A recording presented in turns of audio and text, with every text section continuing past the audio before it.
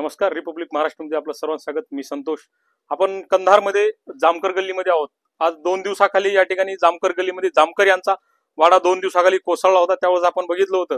पण परत त्यांनी कोसळल्यानंतर नगरपालिका प्रशासन असतील, शिव असतील, त्यांना कळवल्यानंतर शिव साहेब स्वतः येऊन इथलं वाड्याची कंडिशन आणि इथली जागा पाहून गेलेत आणि त्यानंतर त्यांनी तर फक्त नोटीस चिटकवलेली आहे.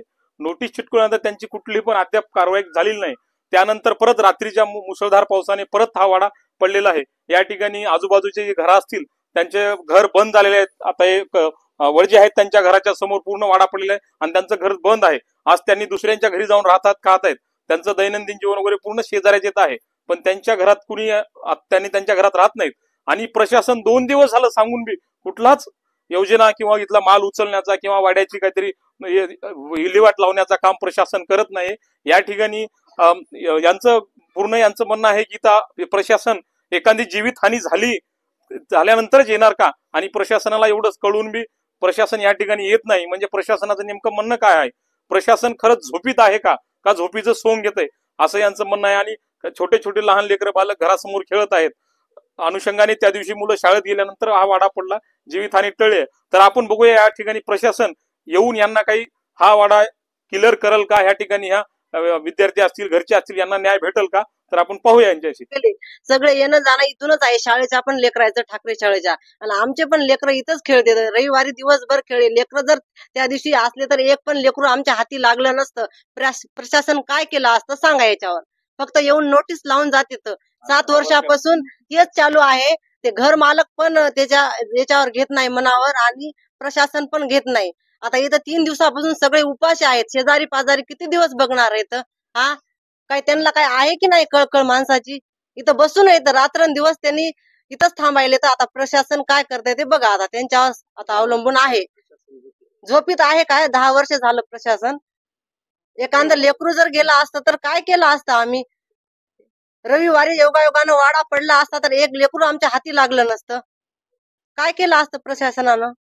आम्ही 2016 पासून प्रशासनाला विनंती अर्ज करत आहोत, तरी पण सुद्धा कोणी येऊन बघत सुद्धा नाही. आता तर जास्त पावसामुळे बिल्डिंग कोसळून 3 दिवस झाले तरी सुद्धा कोणी इकडे येत नाही. आमच्या घराचे म्हणजे पूर्ण दार बंद झालेलं आहे. आम्हाला राहण्याची सुद्धा व्यवस्था नाही. आम्ही शेजाऱ्याच्या घरी राहतो.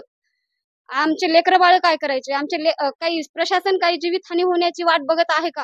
आमच्या मागण्या फक्त काय आहे ते प्रश्न नाही. यावे, हे बिल्डिंग उतरून आम्हाला रस्ता साफ करून द्यावा. आमचे लेकरं 4 दिवस झालं बाहेर आहेत. हे कोणीच दखल घ्यायला तयार नाही.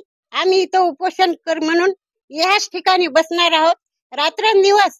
केव्हाही बिल्डिंग आमच्यावर कोसळली तर तुम्ही जिम्मेदार राहणार सरकार, पण ह्याची तुम्ही पूर्ण काळजी घ्यावी. आज 3 पिढ्यांपासूनच ही वाडा आहे जुना बांधलेला, तो इथं कोणी राहत नसल्यामुळं पडित आहे. तर आज ते पावसानं 7 वर्ष झालं आम्ही ते हे केलं होतं, तिथं अर्ज केल्या की नगरपालिकेमध्ये येऊन त्याला पाहावे. ते आमच्या खाली कोसळून आमची जीवितहानी होण्याची शक्यता आहे, तरी कोणी यायला तयार नाही. शेवटी आज 3 दिवसापूर्वी तो कोसळला. आज 2-3 घरं इथं बंद आहेत. सगळे त्या घरचे लेकरं बाळ दुसरीकडे राहिले. त्यांची खाण्यापिण्याची व्यवस्था नाही, काही नाही. तरी आज सरकार येऊन बघायला तयार नाही. आम्ही जर हे कोणी नाही आलं तर आम्ही इथं उपोषण करणार आहोत. जोपर्यंत आमच्या अंगावर कोसळून एखाद्याचा जीवित हानी होईल तेव्हा सरकारनं येणार आहेत का इथं? तोपर्यंत 7 वर्षापासून आम्ही अर्ज दाखल करत आहोत. प्रत्येक वर्षी येऊन फक्त ते नोटीस जे आहे बिल्डिंगला चिटकून जात आहे प्रशासन. पण त्यांना जाण केव्हा येणार आहे? एखादी जीवितहानी झाल्यानंतर. जसं तुम्ही पाहता की 3 दिवसापासून बिल्डिंग पडलेली आहे. आधी थोडा भाग पडला होता, आता जवळपास अर्ध्याच्या वर भाग पडलेला आहे. आणि आमचं घर जवळच आहे. जर आम्हाला काही झालं तर कोण जबाबदार आहे? आणि आम्ही त्या घर मालकाला पण फोन करण्याचा प्रयत्न करत आहोत, ते पण उचलत नाहीत किंवा त्यांचा कॉन्टॅक्टही होत नाही. मग आम्ही कुणाकडे आमच्या मागण्या मांडावं? कोण आम्हाला मदत करणार? जर यावेळी जर प्रशासनाने काही हे केलं नसेल तर एखाद्याचा जीवितहानी झाल्याशिवाय त्यांना काही जाग येणार नाही असं वाटते. त्याच्यामुळे आम्ही इथंच उपोषणाला बसणार आहोत. जे होईल ते आता तेच पाहतील.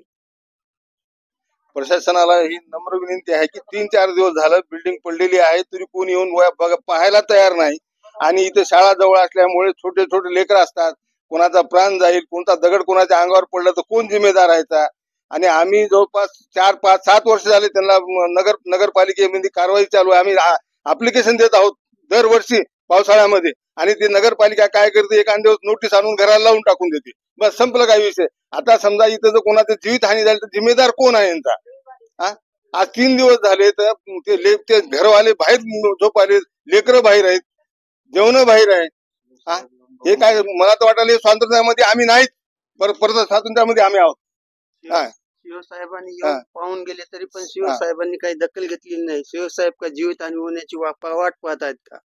हेच प्रश्न आहे आमच्या प्रशासनाला. 3 दिवसाखाली कोसळलेला आहे आणि ह्या 3 दिवसाच्या अगोदर आम्ही इथं वाड्याखालीच खेळत होतो. जर हे वाडा 3 दिवसाच्या अगोदर पडला असता, आम्ही त्याच्या अगोदर पूर्ण दिवस या वाड्याखाली खेळलेले आहोत. जर हे वाडा कोसळला असला तर याचा आमच्या जीवाचा जबाबदार कोण होता? आमचा जीव गेला असला तर कोण राहत होतं जबाबदार? हे मला प्रशासनाला खूप मोठा प्रश्न विचारायचा आहे. प्रशासन याच्याबद्दल काय करते? येते, नोटीस लावते आणि जाते. दुसरं काय करायला प्रशासन काहीच करणार गेली. आम्हाला जर आता इथं आमचा जीव गेला असता, रात्री झोपला तर कोण जबाबदार असला असता?